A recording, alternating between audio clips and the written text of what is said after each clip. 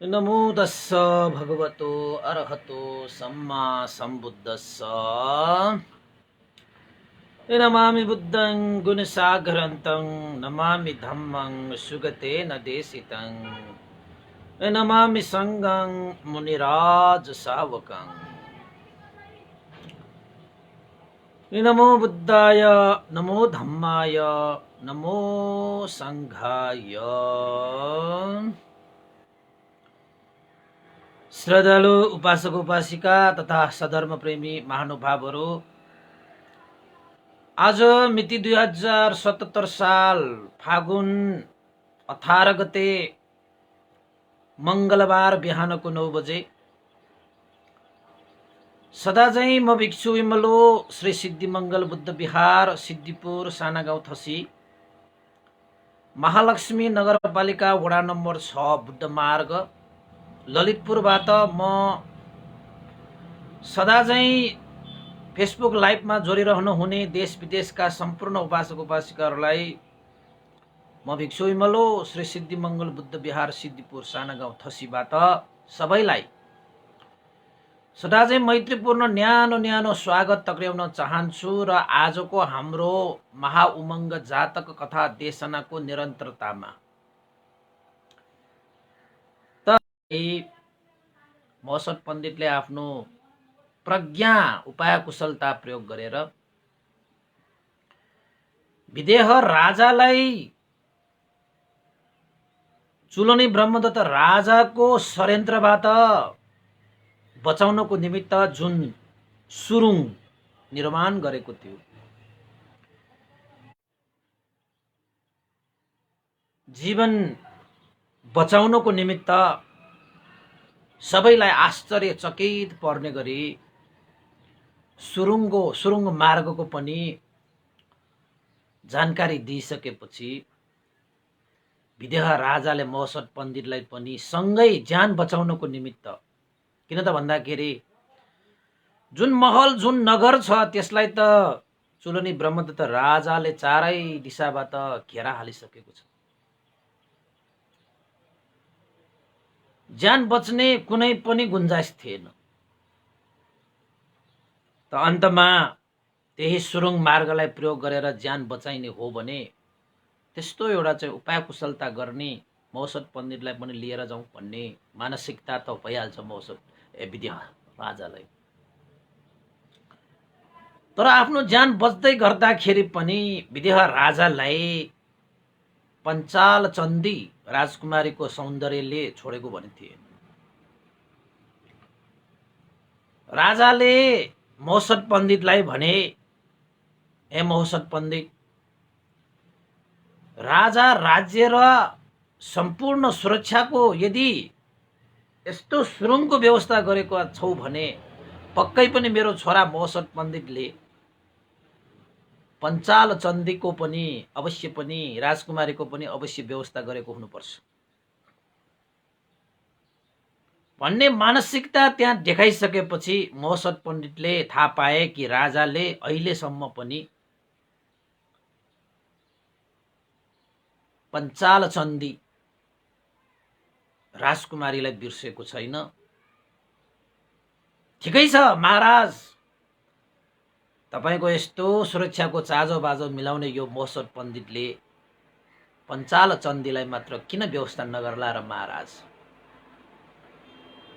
हुन त पञ्चाल चन्दी, चलाक देवी, पञ्चाल चन्द हैन, महारानीहरू 4 जनाहरूलाई त मौसत पण्डितले सुरुङ मार्गबाट गएर आफ्ना दूतहरू पठाएर 4 जनालाई त्यही सुरुङ मार्गबाट ल्याएर सुरुङ भित्र हैन तपाईको चाहिँ ठुलठुला शयनासनहरू छन्, 100औं शयनासनहरू छन् त्यहाँ हैन। 80 वटा त तपाईको महाद्वारहरू छन्, 64 वटा साना द्वारहरू छन्, 100 वटा शयनासनहरू छन्, अनेक 100औं दीपा लयका खोपाहरू छन्। सुरुङ भित्र नै तपाईका ठुलठुला कोठाहरू जहाँ राजा रानीहरू बस्न लायक लायकका सुन्दर सुन्दर हैन जजल्यमान कोठाहरू थिए। मौसत पण्डितले त सुरुङबाट गएर चुलोनी ब्रह्मदत्त राजाको महलमा भर्याङको त्यो ओर्लिने ठाउँमा सुरुङको द्वार पारेर त्यहाँबाट सैनिकहरू पठाएर सारा राजपरिवारहरूलाई त कब्जामा लिएर आइसकेको रहेछ नि त। त्यही सुरुङ मार्गबाट लिएर आएको थियो। यो सुरुङ मार्ग त हामीले कहिले पनि हिँडेको छैन भन्दै थियो राजपरिवारहरूले। तर महोत्सव पण्डितका ती दूतहरूले के भने त यो मङ्गल मार्ग हो। त्यस्तै मङ्गल उत्सव गर्दाखेरि प्रयोग गर्ने यो मार्ग हो। पहिला पहिला यस्ता मार्गहरू हिँडिँदैन महाराज। ए राजकुमार राजकुमारीहरू भन्दै कुरा सिकाउँदै उनीहरूले पनि सोध्दो हो, ओहो राजा रानीहरूलाई त कस्तो राम्रोसँग व्यवस्था मिलाएको छ भन्दै त्यो सुरुङको मनोरम दृश्यहरू देखेर सुन्दरता देखेर त्यसमै हैन ढुक्क भएर उनीहरूसँगै हिँडे। तर उनीहरूलाई पटक्कै त्यस्तो लागेको थिएन कि महोत्सव पण्डितका सेनाहरूले हामीलाई कैदी जस्तो बनाएर लगिरहेको उनीहरूलाई पट्टै भएन। यद्यपि महोत्सव पण्डितका सेनाहरूले उनीहरूलाई कैदीको जस्तो व्यवहार गरेन, बन्दीको जस्तो व्यवहार गरेन, पराजित मानसिकता बोकेको मान्छेहरूलाई जस्तो व्यवहार गरेन। एउटा राजा रानीहरूलाई, राजकुमार राजकुमारीहरूलाई गर्नुपर्ने, राजमाताहरूलाई गर्नुपर्ने आदर गौरव सत्कारका पूर्वक नै सुरुङ मार्गबाट ल्याएर सुरुङभित्र राखिरहेको सुरक्षितका साथ। त यता हाम्रो विदेह राजालाई त त्यो चुइको पनि थिएन। त उसले पञ्चाल चन्दीलाई लिएर जाने नै मानसिकता बोकेको कारणले महोत्सव पण्डित ठिकै छ महाराज, यदि तपाईँको पञ्चाल चन्दी बेगर तपाईँ विदेह राज्यमा फर्किनुहुन्न भने तपाईँको लागि त्यो पनि अभिषेकको म व्यवस्था गरिदिउँला।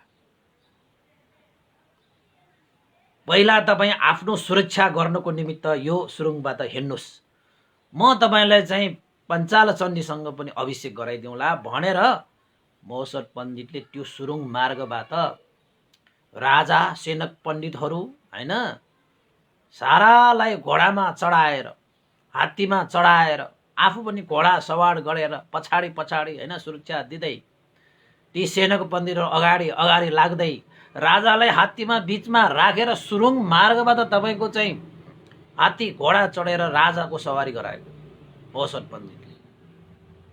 राजा जब सुरुङ मार्गमा प्रवेश गरे तब राजा अचम्मित भए। ओहो, जमिन मुनि पनि यस्ता दरबारहरू निर्माण गरेर महोत्सव पण्डितले सारा संसारलाई चकित पार्ने भयो बाबा। 4 महिनाको समय, त्यो पनि जम्मा 4 महिनाको। जमिन माथि पनि त्यस्तो सुन्दर नगर छ, महल छ हैन। जमिन मुनि पनि तपाईको चाहिँ महल, सुरुङ महल निर्माण गरेको रहेछ। त्यहाँबाट राजालाई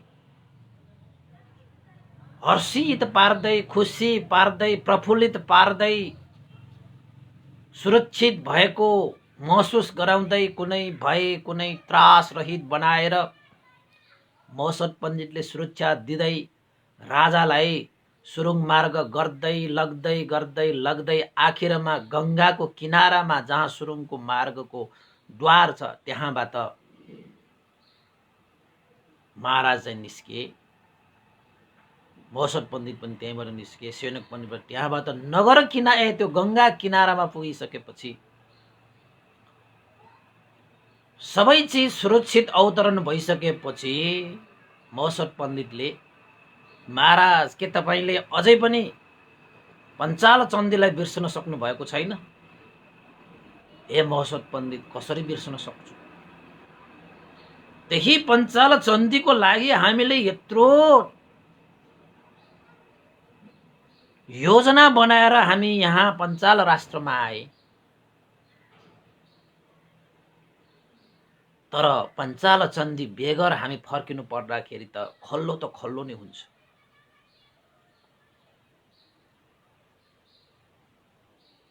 राजालाई पञ्चाल चन्दी लिएर जाने मनसा व्यक्त गरेको कारणले गर्दाखेरि महोत्सव पण्डितले आफ्ना साथी, आफ्ना मित्रहरूलाई खबर गरे कि राजपरिवारहरू जसलाई सुरुङभित्र तपाईँको शयनासनमा मजाले व्यवस्थित गरेर राखेका थिए, मङ्गल उत्सव मनाउने भनेर, विजयपान गराउने भनेर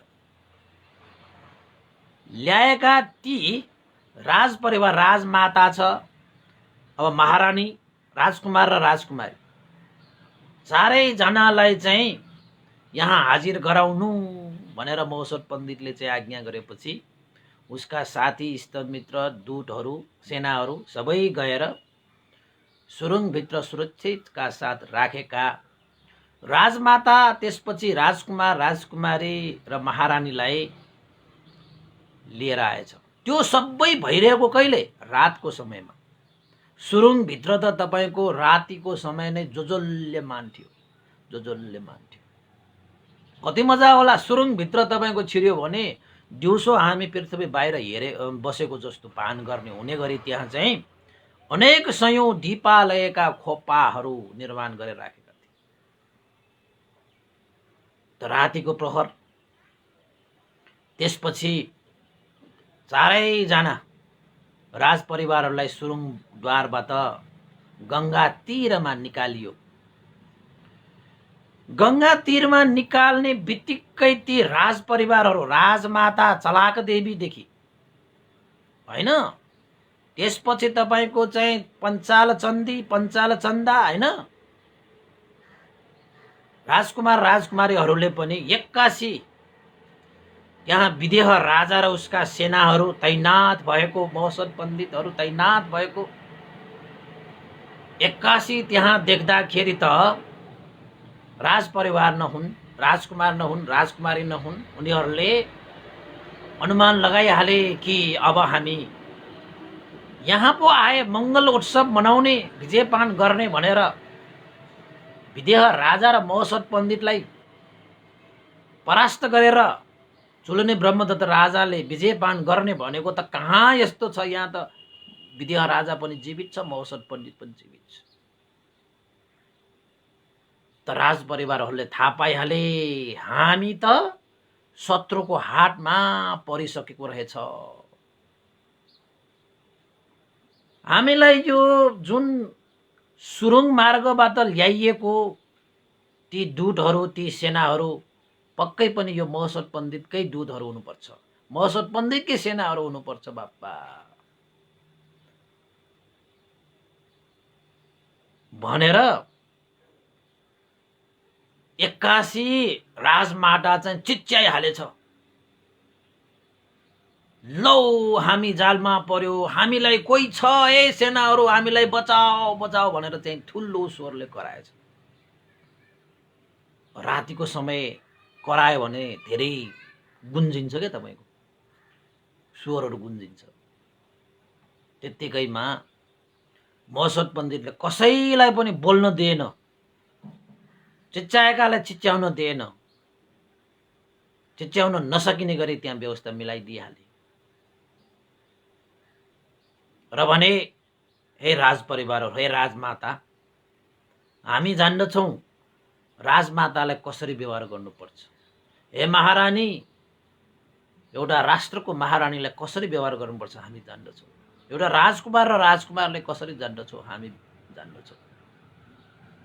तपाईहरू ढुक्क भएर बस्नुहोस्, त्रसित भएर नबस्नुहोस्, भयभीत भएर नबस्नुहोस्। तपाईहरू कसैले पनि भय त्रास लिएर बस्नुपर्ने अवस्था छैन भनेर त्यहाँ महोत्सव पण्डितले सम्झाउँदै गर्दाखेरि यतापट्टि 1 योजन परसम्म रे ल बसिरहेका चाहिँ चुलने ब्रह्मदत्त राजाहरूले चाहिँ बिहान सबेर भयो कि अहिले रातिको समयमा उनीहरूले घेरा लगाउँदै थियो, घेरा लगाउँदै थियो, घेरा लगाउँदै थियो। बिहानको प्रहर हुने बित्तिकै त्यो नगरलाई कब्जा गर्ने, विदेह राजालाई कब्जा गर्ने, महोत्सव पण्डितलाई पनि कब्जा गरेर यिनीहरूको शिर छिनालेर उनीहरूलाई हत्या गरेर विदेह राजा पनि आफ्नो कब्जामा पार्ने र एक छत्र जम्बूद्वीपको राजा बन्ने सपना बोकेका चुलने ब्रह्मदत्त राजा र त्यसमाथि सबभन्दा षड्यन्त्रकारी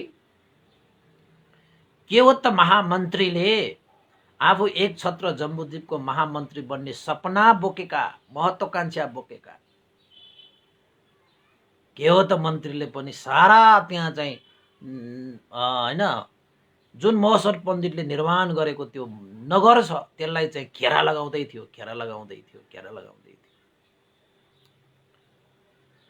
त जुन बेला राजमाता होइन उनीहरूले विदेह राजा महोत्सव पण्डितलाई 81 सुरुङ मार्गबाट निस्किएर भेट्दाखेरि ठुलो स्वरले चिच्याएको थियो नि, त्यो स्वर गुन्जेर यो चुलनी ब्रह्मदत्त राजाले पनि त्यो स्वर सुनेको थियो,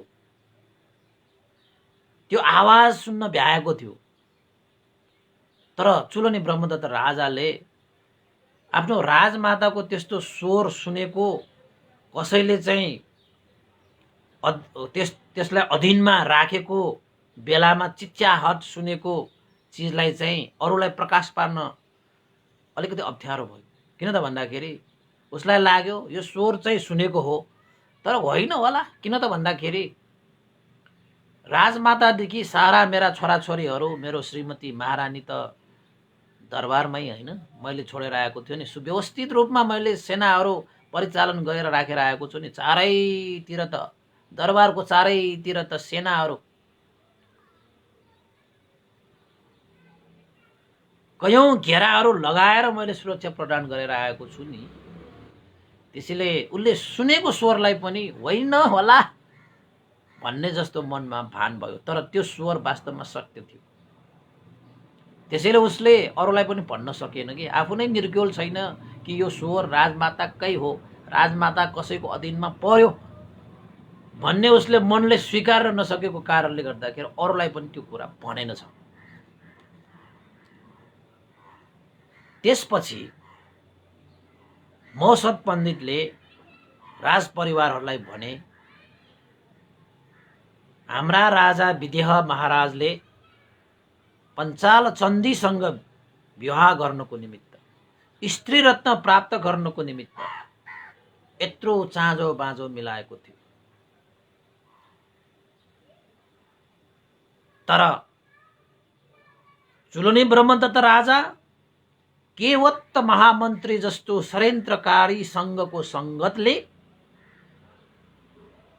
सारा जम्बुद्वीपका राजाहरूलाई पनि हत्या गर्ने योजना गरेका थिए, त्यो पनि सफल भएन। अहिले विदेह राजा र महोत्सव पण्डितलाई शिर छिनालेर विजयपान गर्ने उत्सव मनाउनको लागि तत्पर थियो। यसरी हामीलाई बल्छी हानेर माछा मार्ने डाउ फ्याकेको थियो। तर चुलनी ब्रह्मदत्त राजाले यो महोत्सव पण्डित विदेह राष्ट्र मिथिला नगरमा छ भन्ने पनि बिर्सियो।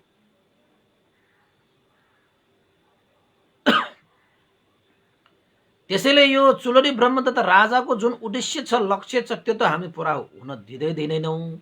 जुन लक्ष्य लिएको छ, जुन उद्देश्य लिएको छ, त्यो सारा जम्बुद्वीपको लागि विनाशकारी उद्देश्य लक्ष्य हो। तर हामीले जुन लक्ष्य लिएर आएका छौँ त्यो चाहिँ पुरा नगरे हामी फर्किँदैनौँ। त्यसैले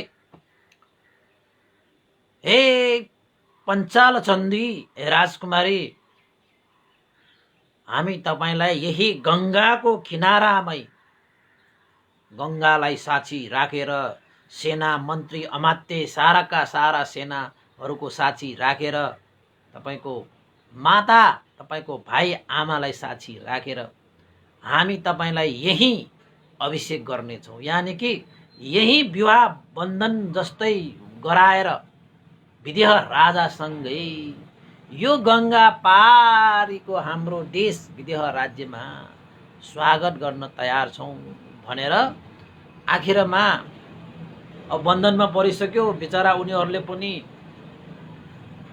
आफ्नै चुलनी ब्रह्मदत्त राजाको त्यो षड्यन्त्र छताछुल्ल भएपछि उनीहरूले केही भन्न पनि सकेन। अन्तिममा त्यही गङ्गा किनारामै अभिषेक गरेर आखिरमा महोत्सव पण्डितले पञ्चाल चन्दीलाई विदेह राजाको हातमा सुम्पेर तपाईको इच्छा, तपाईको चाहना, तपाईको उद्देश्य पूर्ण गर्नको निमित्त हर हमेशा यो महोत्सव पण्डित तयार छ। त्यसैले महाराज, तपाईको इच्छा अब पूर्ण भयो। तपाईँ अब राज्यमा फर्किनुहोस्, दरबारमा फर्किनुहोस् र सधर्मपूर्वक शासन चलाउनुहोस्। 300वटा यहाँ ढुङ्गाहरू तयार छन्। 300 जना मान्छेहरूले ढुङ्गा चलाउने छन्, खियाउने छन्। बस तपाईहरू चाहिँ बस्नुस्, ढुङ्गामा बस्नुस्। राजा रानीको लागि छुट्टै विशेष प्रकारको ढुङ्गा पनि निर्माण छ, सेनाहरूको लागि पनि विशेष प्रकारको ढुङ्गाहरू निर्माण छ। महाराज, यो गङ्गा पार तरेपछि एक योजनमा एउटा नगर पनि निर्माण गरेको छु मैले। केही गरी कोही सेनाहरू थाकियो भने, तपाईहरूलाई पनि थकाइ लाग्यो भने त्यो नगरमा आराम गरेर, त्यो नगरमा विश्राम लिएर तपाईहरू जानुस्। हात्ती, घोडा, हैन, रथ, खानपान के को व्यवस्था चाहिन्छ ती नगरहरूमा लिँदै एक योजनपछि फेरि अर्को योजना आउँछ। त्यो योजनमा पनि त्यस्तै नगरहरू निर्माण गरेका छन्। तपाईँ ती नगरमा विश्राम लिएर आराम लिएर जान सक्नुहुनेछ महाराज भनेर 300वटा ढुङ्गाहरू तयार भयो। मान्छेहरू पनि तयार भए, सबै जानको लागि रेडी तयार भएपछि आखिरमा विदेह राजाले आँखाबाटै आँसु झारे आफ्नो छोरा महोत्सव पण्डितको त्यो प्रज्ञाको प्रचुरता, तेज देखेर यस्तो मान्छेलाई मैले कोठालो समातेर निकालिदिएसम्म पनि भन्न भ्याए। ओहो, मेरो छोरा महोत्सव पण्डितले गर्दाखेरि मात्रै आज मैले जति पनि यो लाभ सत्कारहरू प्राप्त गरे, नत्र भने त आज त मेरो ज्यानै गइसकेको हुन्थ्यो। तर मेरो महोत्सव पण्डितले नचाहँदै पनि मेरो इच्छाको निमित्त यस्ता त्याग तपस्याहरू गरे। विदेह राजा साँच्चैकै भाग्यमानी छ, महोत्सव पण्डित जस्तो मन्त्री पाएर, सेनापति पाएर, छोरा बनाउन पाएर। यस्तो भाग्य त त्रिलोकमा कसैसँग पनि छैन होला। मलाई बिदा दिनको निमित्त गङ्गाको तीरमा आइरहेको छ। यस्ता महान पण्डितलाई छोडेर म कसरी एक्लै गङ्गा तरेर जाउँ? हे महोत्सव पण्डित, हे छोरा, तिमी पनि हामीसँगै जाउँ। किन तिमी यहाँ रोकेर हामीलाई बिदा दिन खोजिरहेका छौ? हाम्रो लक्ष्य उद्देश्य त पुरा भयो। अबको यहाँ कुरेर बस्नु, अबको भनेको त लडाई मात्रै हुन्छ। अब लडाई बेगर त अर्को म देख्दिनँ यहाँ। त्यसैले हामी लडाईको लागि सुव्यवस्थित रूपमा आएका त छैनौँ, मात्र सुरक्षाको लागि मात्रै हामीले सैन्य बलहरू लिएर आएका छौँ। युद्ध गर्नलाई त अहिले हामी छैनौँ। 101 जना राजाहरूको सिपाहीहरूले, सैनिकहरूले हाम्रो निर्माण गरेको त्यो महल त घेरिसकेको छ। कुनै पनि हालतमा बच्ने अवस्था छैन। महाराज, तपाईँ ढुक्क भएर बस्नुहोस्। 101 होइन, 1001 राजाहरू मिलेर, सेनाहरू लिएर आएर महोत्सव पण्डितलाई घेरा लगाए तापनि उनीहरूले एउटा कपाल पनि बाका गर्ने छैन, केस एउटा पनि बाङ्गो पार्न सक्ने छैन। त्यसैले महाराज, तपाईँ निश्चिन्त भएर विदेह राज्यमा जानुहोस्, सुखभोग गर्नुहोस्, सुशासन चलाउनुहोस्, न्याय अन्याय छुट्याएर राज्य र जनताहरूको हित सुखको निमित्त शासन चलाउनुहोस्। मलाई यहाँ 4 महिनासम्म यो सुरुङ खण्डाखेरि, यो नगर निर्माण गर्दाखेरि 60 सहयोग दिने सम्पूर्ण हातहरूलाई मैले थम्याउनु छ। ती योद्धाहरूलाई मैले कुनै पनि हानि नोक्सानी नहुने गरी मैले विदेह राज्यमा फर्काउनु छ। उनीहरूले मलाई मेरो उपर साह्रै ठुलो गुण गरेको छ, राजाको उपर ठुलो गुण गरेको छ, राष्ट्रको निमित्त उनीहरूले ठुलै उपकार गरेको छ। महाराज, तपाईँ जानुस्। सेनापतिको हैसियतले पनि कुनै सेनालाई छोडेर जानु सेनापतिको धर्म होइन महाराज। त्यस्तो गुण गर्ने व्यक्तिहरूलाई छोडेर जानु एउटा पण्डितको धर्म होइन महाराज। राज्यका आफ्ना चाहिँ दाजुभाइहरूलाई छोडेर जानु एउटा मानवताले पनि दिँदैन। मेरो लागि महाराज तपाईँ राज्यको एउटा शिर हो, शिरलाई जगेर्ना गर्नु यो सेनापतिको कर्तव्य ठानेर मैले तपाईँको इच्छा अनुसार पनि पञ्चाल चन्दीको अभिषेकसम्म गराएर तपाईँलाई सुव्यवस्थित बाटाघाटाहरूमा चाहिँ सम्पूर्ण व्यवस्था मैले मिलाइसकेको छु। तपाईँ निर्धक्क भएर जानुहोस्। यतिका सेनाहरूलाई छक्क्याएर उपाय कुशलता प्रयोग गरेर सुरुङ मार्गबाट यस्तो कार्य गर्न सक्छ भने अब तिनीहरूलाई कसरी ढुङ्गा हानेर कागहरूलाई तपाए जस्तै उनीहरूलाई कसरी तपाउनु पर्छ, उनीहरूलाई कसरी चाहिँ उपाय कुशलता गर्नुपर्छ भन्ने कुरा त यो मौसत पण्डितको बायाँ हातको खेल हो।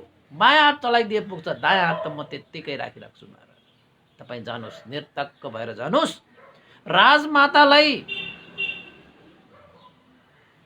राजमाताकै स्थानमा राखेर तपाईँले व्यवहार गर्नुहोस्। महारानीलाई आफ्नो सम्झीलाई जसरी एउटा सम्झीले जसरी व्यवहार गर्छ, मान गर्छ, सम्मान गर्छ, त्यसरी नै गर्न राख्नुहोस्। तपाईको जुन यो राजकुमार छ, आफ्नै छोरालाई कसरी आफ्नो एउटा राजाले व्यवहार गर्छ त्यसरी नै तपाईँले चाहिँ आफ्नै छोरालाई व्यवहार गरे जस्तै व्यवहार गरेर राख्नुहोस्। बाँकी रह्यो तपाईँको चाहिँ पञ्चाल चन्दी तपाईँले स्त्री रत्न प्राप्त गरेर राख्नु। स्त्री रत्न प्राप्त गर्नुभएको, स्त्री रत्न प्राप्त गरेपछि त्यो रत्नलाई कसरी सजाएर राख्नुपर्छ भन्ने कुरा त म राजाले भनिरहनु पर्दैन। अब त पञ्चाल चन्दी विदेह राज्यको एउटा इज्जत भइसक्यो। कसैलाई कुनै पनि मानसिक रूपमा, शारीरिक रूपमा इज्जत व्यवहार कुनै पनि हिसाबले कमी नआओस् महाराज। अवश्य पनि यो मौसत पण्डितले सम्पूर्ण दुःखको, समस्याको, षड्यन्त्रको, अपराधको, शङ्का उपशङ्काको, लोभ लालचको सारा जरालाई चाहिँ निर्मूल पारेर विदेह राज्यमा फर्किनेछु महाराज। यो मौसत पण्डितको वचन भयो। तपाईँ ढुक्क भएर जानुहोस्। मौसत पण्डितले गङ्गा किनारामा बसेर विदेह राजालाई यो उपदेश दिइरहेको। हेर्नुहोस् त, शत्रुको हो छोराछोरी होइन, राजकुमार श्रीमती मातालाई जस्तो व्यवहार गर्नुपर्ने त्यस्तै गरेर राख्नुहोस्। कुनै आँच पुर्याउनु हुन्न रे, उहाँहरू शत्रु होइन रे भनेर विदेह राजालाई एक किसिमले उपदेश भनौँ, ओवाड भनौँ, निर्देशन भनौँ, शेर गर्जे जस्तै, सिंह गर्जे जस्तै गर्जेर चाहिँ विदेह राजालाई साराको अगाडि चाहिँ त्यसरी उपदेश दिँदैछ। र राजमाता, महारानी, राजकुमार र तपाईँको राजकुमारीलाई पनि निर्धक्क बनाएर, आश्वस्त बनाएर पठाए। तपाईँहरू ढुक्क भएर विदेह राज्यमा जानुहोस्। तपाईँको राजा चुलनी ब्रह्मदत्त राजाको पनि केही हानि नोक्सानी नहुने गरी नै म सबै समस्याहरू समाधान गरेर आउनेछु। यहाँ कसैको जित र हारको सवाल छैन, सबैको हित र सुखको मात्रै सवाल छ। सबैको हित सुख हुने गरी समाधान गरेर म फर्किनेछु महाराज। तपाईँहरू जानुहोस्, हे राजमाताहरू जानुहोस्, हे राजकुमारहरू जानुहोस् भनेर पूर्ण रूपमा विश्वस्त पारिसकेपछि विदेह राजा पनि पूर्ण रूपमा विश्वस्त भए। मेरा छोरा मौसत पण्डित सानोतिनो पण्डित होइन रहेछ। आज बल्ल भित्री हृदयदेखि मैले स्वीकार्न बाध्य भएँ। म अति बल्द त मलाई शङ्का उपशङ्का लाग्थ्यो, तर आज जति सुकै उपशङ्का शङ्काहरू आए पनि त्यस्तै केही पनि छुलेवालामा छैन। ठिकै छ हे छोरा मौसत पण्डित, हामी गइराख्छौँ। मलाई विश्वास छ मेरो मौसत पण्डित आफू पनि सुरक्षित र सेनाहरूलाई पनि सुरक्षित राज्यमा फर्काउनेछ। तपाईँ ढुक्क भएर बस्नुहोस् महाराज, जानुहोस्, शुभयात्रा। ल त्यसपछि विदेह राजा राजपरिवारहरूलाई चाहिँ आफ्नो माता हैन, राजमातालाई राजमाताकै दर्जामा राखेर, महारानीलाई महारानीकै दर्जामा राखेर, राजकुमारलाई राजकुमारकै दर्जामा राखेर, राजकुमारीलाई राजकुमारीकै दर्जामा राखेर त्यहाँबाट गङ्गा पारतिर गए विद्या राज्यमा गए। 100 योजनमा निर्माण गरिएका ती नगरहरूमा पनि विश्राम लिँदै आराम घोडा हात्ती रथ चढेर तामझामका साथ गए। महोत्सव पण्डितलाई कुनै पनि व्यक्तिहरूले एक क्षण पनि भुल्न सके। यद्यपि महोत्सव पण्डितलाई हत्या गर्नेसम्म षड्यन्त्र गरेका ती सेनाको पण्डितहरूले सम्म पनि साँच्चै महोत्सव पण्डित त प्रज्ञावान नै हो। महोत्सव पण्डित नभएको भए आज हाम्रो ज्यान गइसकेको हुन्थ्यो। हाम्रो शरण नै महोत्सव हो, हाम्रो चरण नै महोत्सव हो, हाम्रो आधार महोत्सव भयो।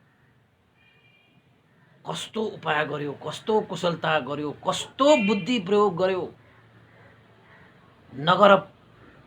नगर निर्माण गरे र भित्र सुरुङमा पनि नगर निर्माण गरे। सुरुङमा पनि नगर जस्तै के। त्यसपछि महोत्सव पण्डित साथीहरूसँग सुरुङ मार्ग भएर फेरि कहाँ गए त भन्दाखेरि आफूहरूले निर्माण गरेको त्यो महल नगरमा गएर मजाले खानपिन गरेर, कुनै चिन्ता छैन, कुनै डर छैन, कुनै त्रास छैन। यो चुलनी ब्रह्मदत्त राजले जति घेरा लगाओस् न, जति सेनाहरूले तैनात गरोस् न, हात हतियार शस्त्र अस्त्र नाना थरीका जालहरू फिजाओस् न, महोत्सव पण्डितलाई कुनै त्यस्तो डर थिएन, त्रास थिएन। आनन्द के।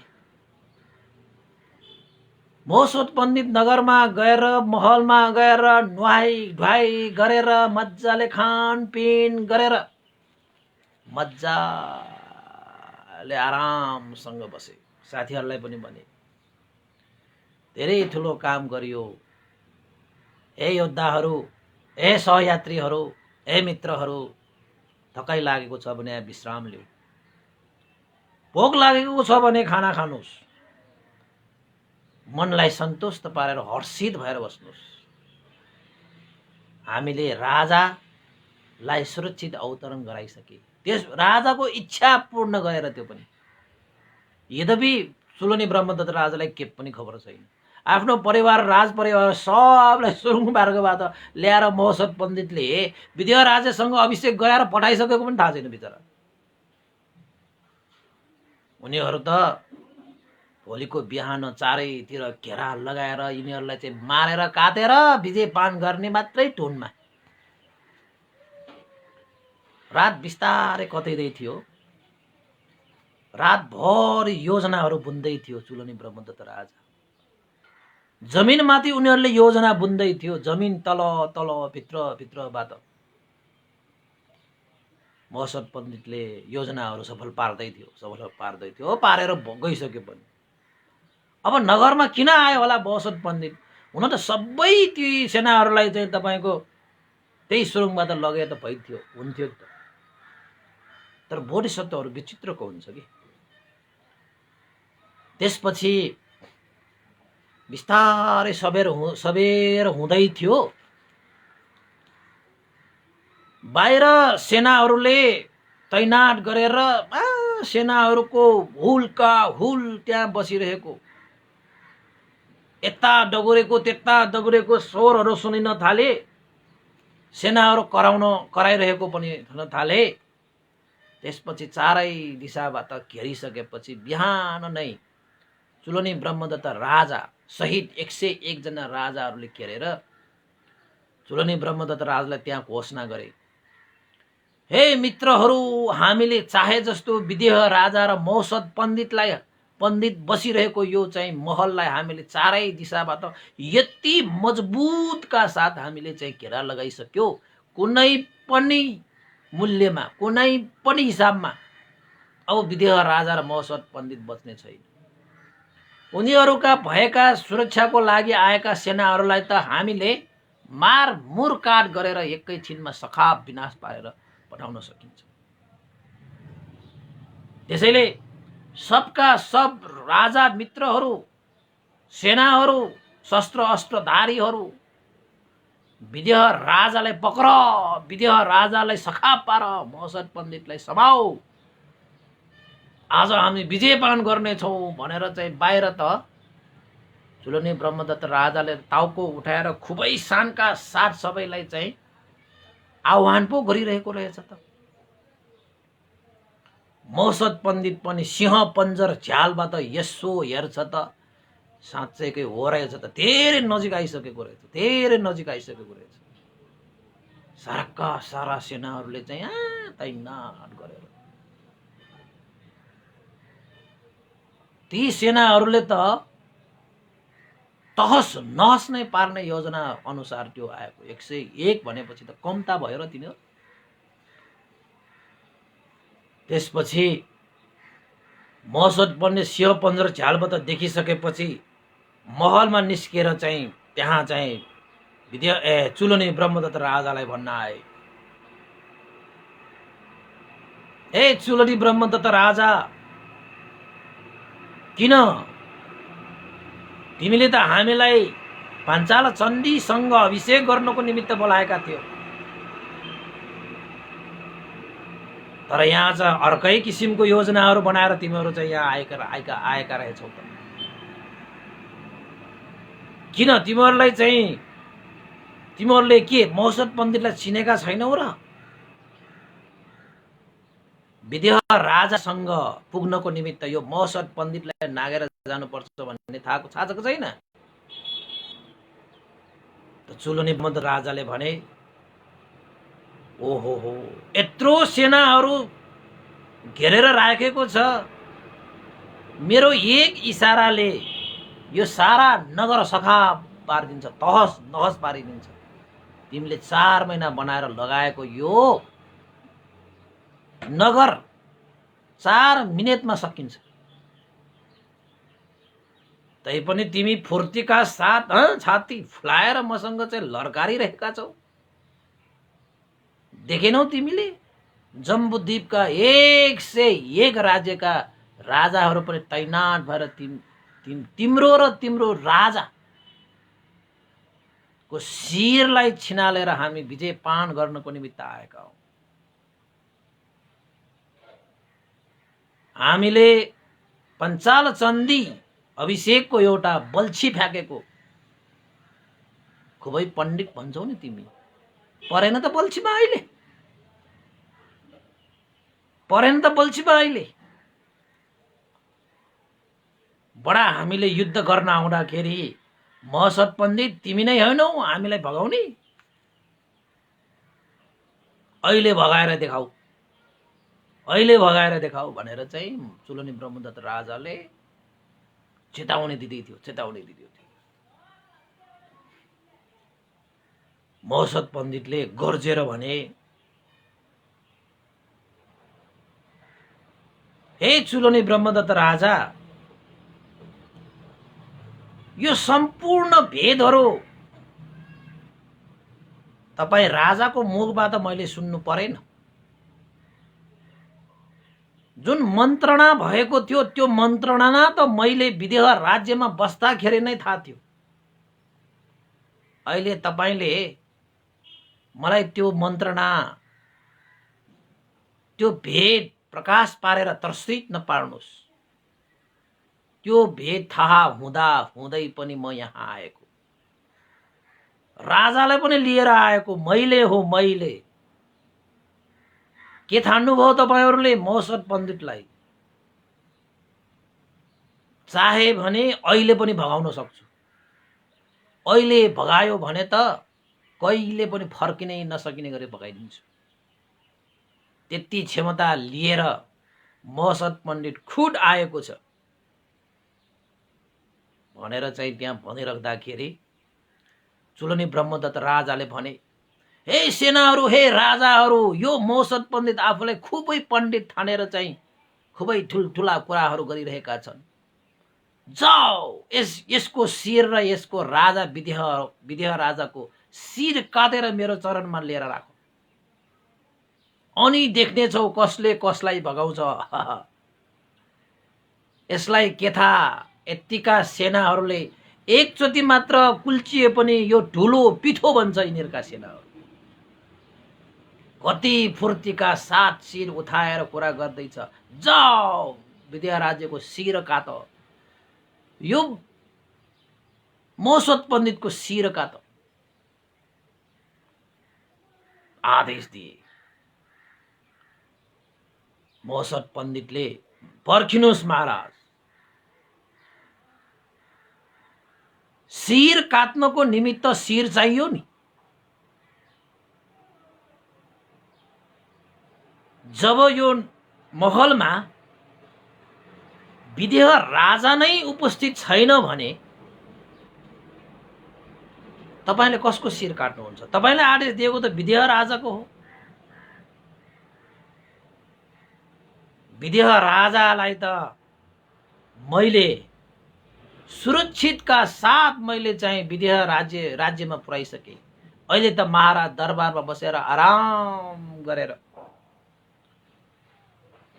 आफ्नो नयाँ महारानी भर्खरै अभिषेक गरेकी पञ्चाल चण्डीसँग दुःख सुखको बात गर्दै होला। तपाई भन्नुहुन्छ विदेह राजाको शिर काटेर ल्याऊ। कसरी काट्नुहुन्छ महाराज? तपाई राजा हुनु परेन त? चुलनी ब्रह्मदत्त राजा त अचम्म भए। के भन्दैछौ हे महेश्वर पण्डित तिमी?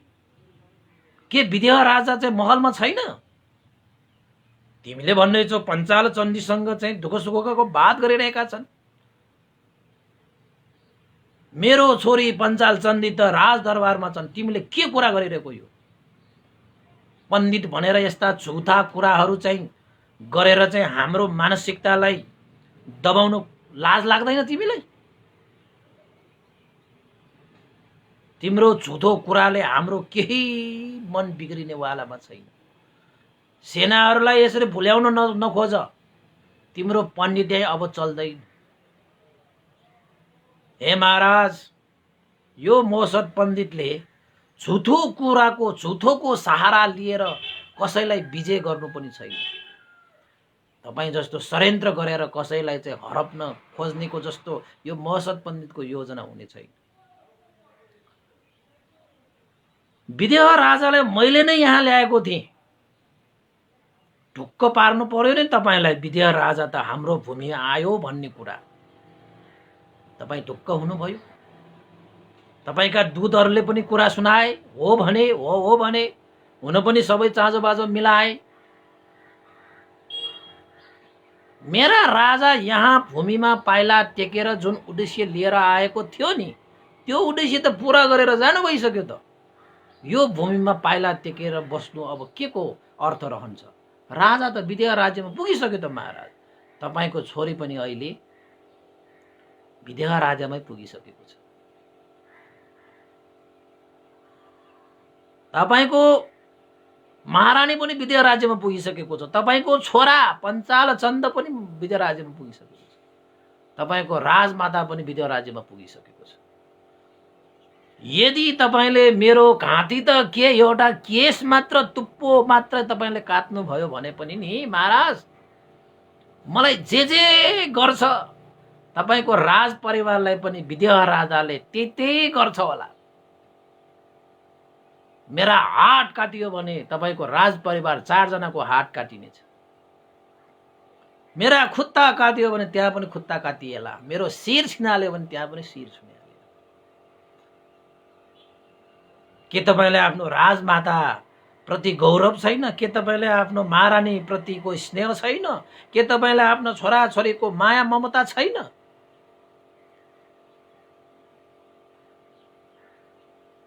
चुलनी ब्रह्मदत्त राजा त ट्वाम परेछ। के भन्दैछ यो मौसत? यस्ता पण्डितहरूले त यसरी चाहिँ ख्याल त गर्दैन होला, ठट्टा त गर्दैन होला। झुक्याउन खोजेको भए यो मौसत पण्डितले सही बोलेको कि गलत बोलेको भन्ने कुरालाई एकचोटि परीक्षण गरेर हेरौँ न त। हे महोत्सव पण्डित, तिमीले झुठोको सहारा लिएर मलाई र हामी सबैलाई चुक्याउन खोजेको खण्डमा यो प्रमाणित भयो भने तिमीले ठुलै भयानक मृत्यु भोग गर्नुपर्नेछ। महाराज, यो महोत्सव पण्डितको कुरामा तपाईलाई शङ्का सन्देह आशंका लाग्छ भने नि तपाईका यत्रा सेनाहरू छन्, पठाउनुहोस् न दरबारमा। तपाईले सुरक्षितका साथ चारै दिशामा सेनाहरूले घेरेर राखेका ती सेनाहरूको त्यो महलभित्र तपाईको राज परिवारहरू छ छैन पठाइदिनुहोस् न। बिचरा राजा, तपाईँ निश्चिन्त हुनुहोस् न, अनि मात्र मसँग यसरी फुर्ती गरेर कुरा गर्नुहोस्। त्यसरी परीक्षण गरेपछि तपाईले थाहा हुनेछ मैले यतिका घमण्ड अभिमान फुर्ती गरेर कुरा गरेको त सबै खेर गयो भन्ने कुरा पश्चातापमा पर्नु हुनेछ। त्यसैले धेरै ठुलो कुरा नगर्नुहोस् महाराज।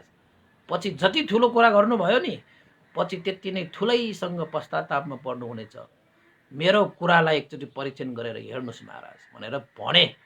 महोत्सव पण्डितले पुराई महोत्सव पण्डितले के को डर, उसका साथीहरू पनि हाँस्दैछ, यो राजा कति मूर्ख रहेछ। महोत्सव पण्डितको कुरालाई चाहिँ विश्वास नगरिकन पुरै फुर्ती गरेर बसिरहेको छ बा। त्यसपछि विदेह राजाले यसो सोचे, हुन पनि हो कि क्या हो, मैले रातिको प्रहर चाहिँ मेरो राजमाताको स्वर त मैले सुनेको,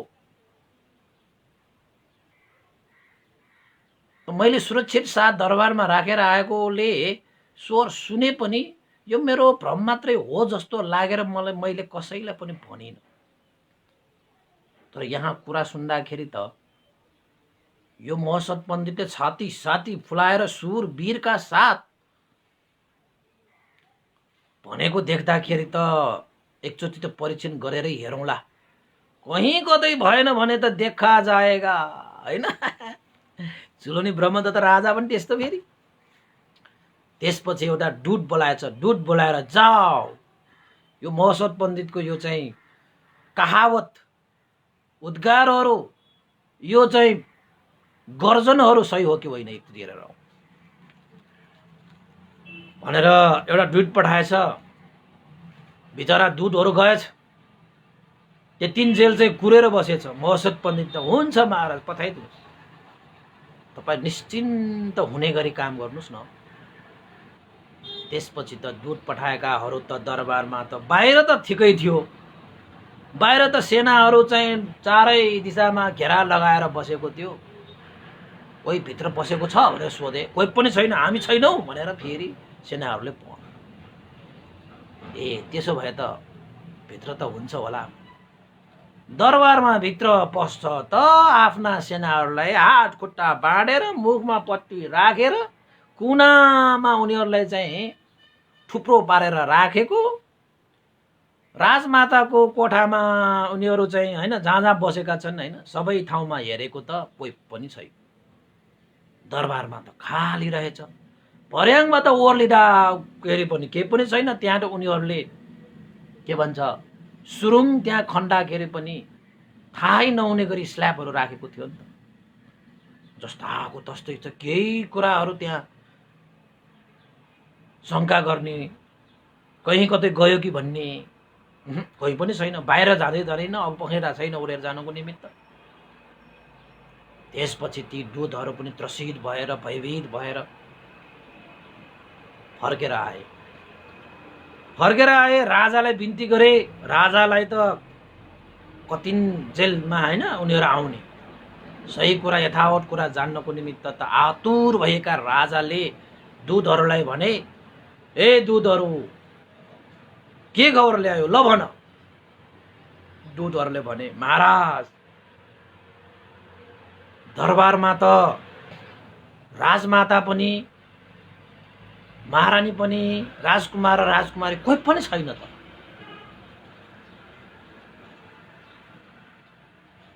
जताततै खोज नीति गरे, कोही पनि छैन त। के सेनाहरूले हमला गरेर लगे? खै सेनाहरू त यथावतमै छन्। तर राज परिवार छैन महाराज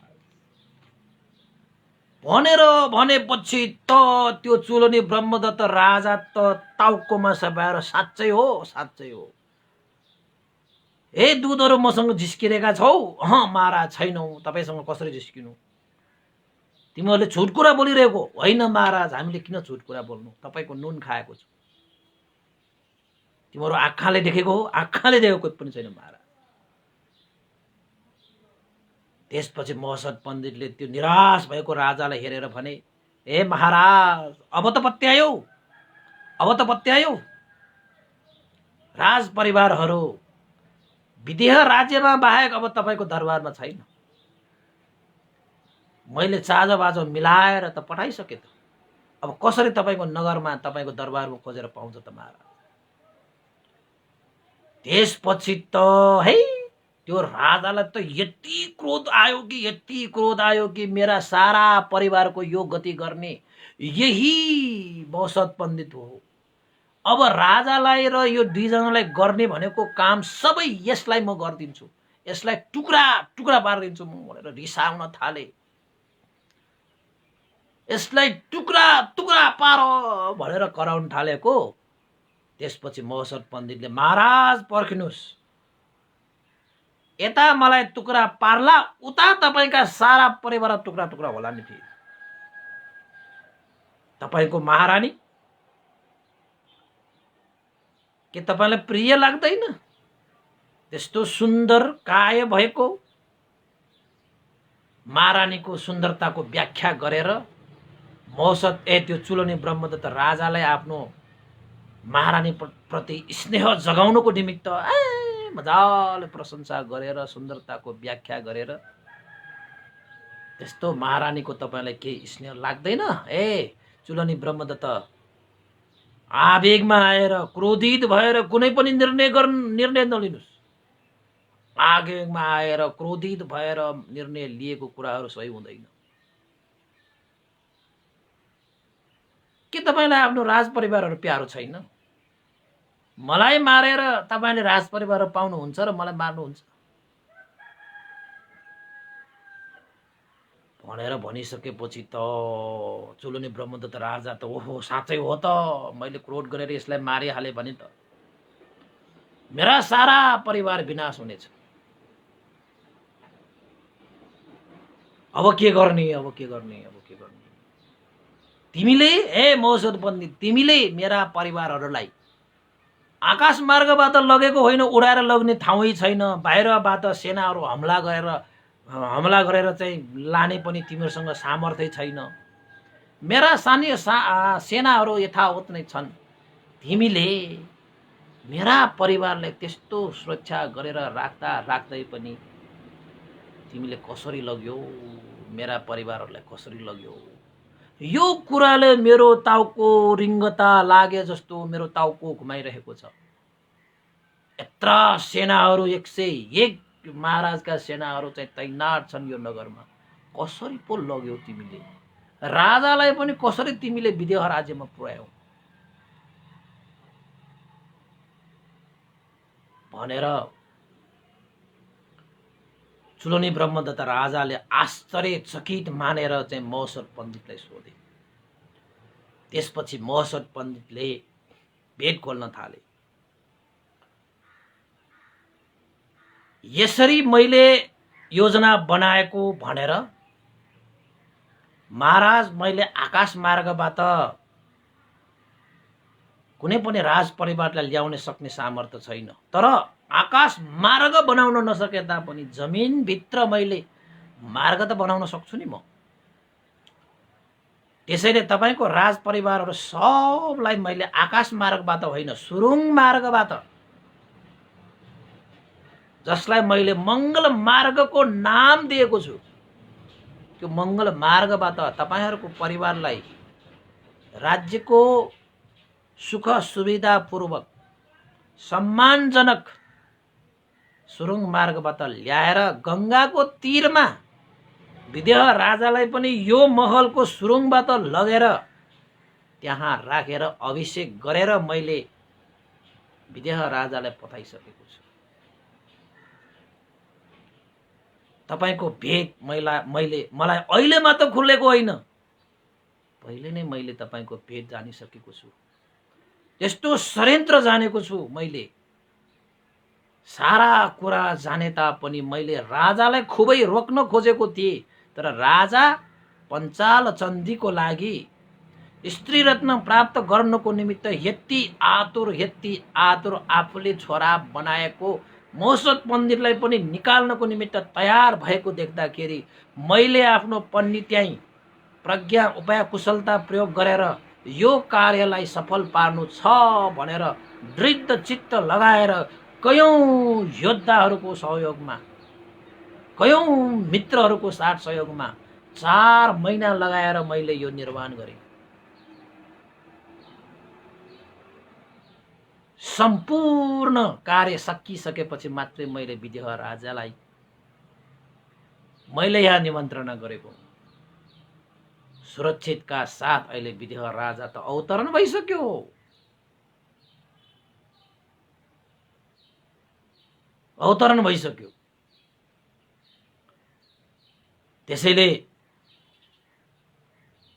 हे महाराज, अब कुनै पनि हालतमा तपाईले जुन षड्यन्त्र गर्नु भएको छ नि, त्यो षड्यन्त्र कुनै पनि हालतमा सफल हुने छैन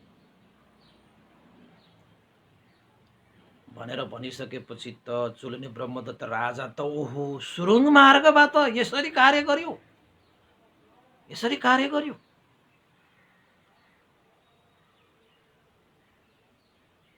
सही कुरा के हो हामी पनि अब बुझ्ने छौं। यो कुरा सुरुङ मार्ग हामीले देखायो भने हामी चित्त बुझ्ने छौं। कसरी तिमीले त यस्तो योजना गर्यो हेरौं त। तिमीले हामीले चुक्याइरहेको त छैन अर्को कुरा, केही त्यो महलमै त भित्र त लुकाएर राखेका छैनौ तिमीले। विदेह राजा विदेह राष्ट्रमा पुगे, मिथिला नगरमा पुगे भनेर हामीलाई झुक्याइरहेको पो हो कि के हो? मेरा राज परिवार त्यही महलमा छ कि? अवश्य महाराज, तपाईलाई अझै शंका लाग्छ भने आउनुस्, तपाईलाई म त्यो सुरुङ मार्ग पनि देखाउला र सुरुङ मार्गबाट सुरुङ भित्रको जुन हैन 80 महाद्वारहरू, 64वटा साना द्वार, 64वटा साना द्वारहरू, 100 सैनासनहरू, अनेक 100 दीपालय खोपाहरू पनि तपाईलाई मैले दर्शन गराउने छु। अनि तपाईँ पत्याउनु हुन्छ होला। तपाईँ बसिरहनु भएको दरबारमा सम्म पनि मैले सुरुङ मार्ग त निर्माण गरेको छु। त्यही सुरुङ मार्गबाट त हो राज परिवारलाई मैले भित्राएको। यो नगरबाट अब गंगा तीरमा पुग्ने सुरुङ पनि मैले निर्माण गरेको छु। आउनुस्। ए चुलनी ब्रह्मदत्त राजा, तपाईँ निश्चिन्त भएर हेर्न आउन सक्नुहुनेछ भनेर आखिरमा मौसद पण्डितले चुलनी ब्रह्मदत्त राजा र 101 राजालाई चकित पार्ने गरी आफ्नो नगरमा यद्यपि तयार भएर आएका थिए। यो मौसद पण्डितले झालझेल गर्न खोजेको हो कि के हो भनेर महलमा लुकाएर न यो कुरा मात्र गरिरहेको हो कि के हो भनेर चाहिँ निश्चित गर्नको निमित्त त्यहाँबाट 101 राजा र चाहिँ चुलनी ब्रह्मदत्त राजा गए। एउटा यस्तो बटन, एउटा हैन थिच्ने आग्लो भन्छ कि के भन्छ नि, त्यस्तो थिच्ने बित्तिकै सारा के भन्छ तपाईको यो सुरुङहरू खोल्ने, सुरुङका द्वारहरू खोल्ने। कतिवटा द्वार तपाईको चाहिँ द्वारहरूको तपाई 80 वटा त महाद्वारहरू, 64 वटा त साना द्वारहरू मजाले खराङ्ग खोल्ने के। त्यसपछि राजाहरूलाई आउनुस् महाराज, के तपाईले शंका लागेको छ, के गरेको छ हेर्न आउन सक्नुहुनेछ। त्यसपछि राजा पनि अब साँच्चै उसले गरेको भए त आफ्नो राज परिवारहरू त खत्तम हुने भयो नि त। अब त यो महोत्सव पण्डितसँग अलिकति कोमल भएर बोल्नु पर्ला भनेर कोमल भएर बोल्न थाले तिनीहरू। त्यसपछि सुरुङ देखाइदिए दूतहरूलाई। मित्र सुरुङको द्वार खोल्यो। आग्ला एक थिच्ने बित्तिकै सारा भित्रको त्यो हैन दीपालय खोपाहरू चाहिँ जजल्यमान भएर निस्किँदाखेरि त भित्र त्यो सुरुङ भित्र त उज्यालो के आउनुस् महाराज आउनुस्, तपाईहरुलाई मैले यही मार्गबाट लगेको भन्ने कुरा सबैमा देखाइदिन्छु, कुनै शंका नगर्नुस्। भनेपछि त राजाहरू पनि त अब हेर्नै पर्यो, केही यसले यताउति गर्यो भने त यसको गर्दन छिनाल्ने हो क्या रे। अरू सेनाहरूसँग त अब यिनीहरू अब उनीहरूको त्यो विदेह राजाका सेनाहरूले चाहिँ युद्ध गरेर त सकिने होइन त्यहाँ। त्यसपछि सुरुङ मार्गबाट लग्दै लग्दै सारालाई चाहिँ मौसत पण्डितले सबलाई सन्तुष्ट हुने गरी सुरुङ मार्गबाट उनीहरूलाई चाहिँ देखाउँदै लगे। सारा चुलनी ब्रह्मदत्त राजा र 101 राजाहरू चकित भए। यस्तो बनाएको रहेछ, यस्तो यस्तो यस्तो यस्तो। मौसत पण्डितलाई पनि देखाउनु थियो कि षड्यन्त्र गरेर अपराध गरेर कसैको राज्य हडपेर कहिले पनि विजय प्राप्त गर्न सकिँदैन। सत्यमा टेकेका उपाय कुशलता भएकाहरूले कस्ता कस्ता उपाय गर्छन् भन्ने कुराको नमुना पनि प्रस्तुत गर्नु थियो नि त। त्यसैले मौसत पण्डितले आज अन्तस सम्पूर्ण युद्ध हुन लागेको अवस्थामा पनि युद्धलाई रोकेर उनीहरूको एउटा चाहिँ राज परिवारलाई पनि आफ्नो स्थानमा नराखेको भए त चुलनी ब्रह्मदत्त राजाले जस्तो भए पनि युद्ध गर्थ्यो होला। तर आफ्ना माता श्रीमती छोराछोरी पनि त विदेह राज्यमा पुगिसकेको भएर चुलनी ब्रह्मदत्त राजाले आक्रमण चाहिँ गरेन। आक्रमण गरेको भए त त्यत्र सेनाहरू थिए, कुनै पनि हिसाबबाट मौसत पण्डित युद्ध बलमा त जित्ने भएन। आश्चर्यचकित भएर त्यो सुरुङको त्यो नगर जस्तै हैन सैन्यासनहरू सारा चिज हेर्दै हेर्दै आश्चर्य मान्दै उनीहरूको मनमा त लागिसकेको थियो, ओहो यो मौसत पण्डित साँच्चै पण्डित रहेछ, यस्तो निर्माण गर्न सकुनु भनेको त चान्चुनको विषय होइन, कसैले पनि भन्न सक्दैन। त्यसपछि त्यो महलबाट निस्केर सुरुङहरूबाट निस्केर गंगाको तीरमा त्यहाँबाट निस्के। महाराज आउनुस् गंगाको तीरमा, सुरुङको मूल द्वार यही हो भनेर चाहिँ गंगाको तीरसम्म लग्यो। ल यति मात्रै आज गरौँ उपासक उपासिका। अब 10 पनि भइसक्यो। आज मेरो एउटा काम पनि छ त्यहाँ चाहिँ, अब त्यहाँ निमन्त्रण आएको छ, नगए पनि भएन। अब 2-3 घण्टै देशना गर्न मन छ, के गर्ने अब समय छैन। अब भोलि के हुँदो रहेछ त अब हैन, त्यहाँ त पुग्यो। अब मौसत पण्डितले त्यो गरिरहेको कारणहरू के हो त भन्ने कुरा चाहिँ सबै छर्लङ्ग पार्नु छ उपासक उपासिकाहरू। आज अलिकति लामो सकाइदिउँ भनेको, धेरै समय गयो हैन। भोलि त्यो गंगा तीरमा मौसत पण्डितले एउटा ठुलै निर्णय लिन्छ। त्यहाँ के गर्छ त त्यो 101 राजाहरूलाई र चुलनी ब्रह्मदत्त राजालाई के गर्छ, के गराउँछ, के हुन्छ, रहस्य यहीँ छोडेर आजलाई मैले बिदा मागे।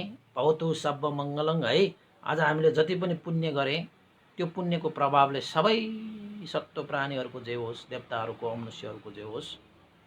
र यो पुण्यको प्रभावले हामीलाई ज्ञान दिने, बुद्धि दिने, प्रज्ञा दिने गुरुवरहरू श्रद्धेय गुरुवर ज्ञानपूर्णिक मास्तवीर भन्ते र स्यादो उपनित विवंश गुरुवर भन्तेहरूलाई पनि यो पुण्य लाभ भई उहाँहरूको चाहिँ सुगति निर्वाण कामना गरौँ।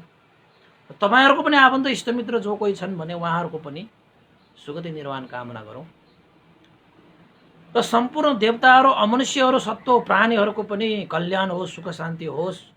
देशना सुन्नुहुने, प्रत्यक्ष अप्रत्यक्ष देशना सुन्नुहुने सम्पूर्ण उपासक उपासिकाहरूमा पनि यो पुण्यको प्रभावले सबैको जय होस्, मङ्गल होस्, कल्याण होस्, सुख शान्ति वृद्धि होस् भन्ने आशिका गरेर हामीले पुण्यानुमोदन गरौँ उपासक उपासिका। र आजको लागि यति नै। भवतु सब्ब मङ्गलङ। सबैले साधुकार भनिदिनु होला। साधु साधु साधु। इदं नो ज्ञातिनं होतु सुखिता भवन्तु ज्ञातयो। इदं नो ज्ञातिनं होतु सुखिता भवन्तु ज्ञातयो। इदं नो ज्ञातिनं होतु सुखिता भवन्तु ज्ञातयो एतावता सम्मेहि सम्भतं पुण्यसम्पदं सब्बे देवा अनुमोदन्तु सब्बसम्पत्तिसिद्धिया एतावता सम्मेहि सम्भतं पुण्यसम्पदं सब्बे सत्ता अनुमोदन्तु सब्बसम्पत्तिसिद्धिया एतावता सम्मेहि सम्भतं पुण्यसम्पदं सब्बे भूता अनुमोदन्तु सब्बसम्पत्तिसिद्धिया साधु साधु साधु भवतु सब मङ्गलं सबैको जे होस् मङ्गल होस् कल्याण होस् सेयर गर्नुहोला लाइक गर्नुहोला कमेन्ट गर्नुहोला भवतु सब मङ्गलम्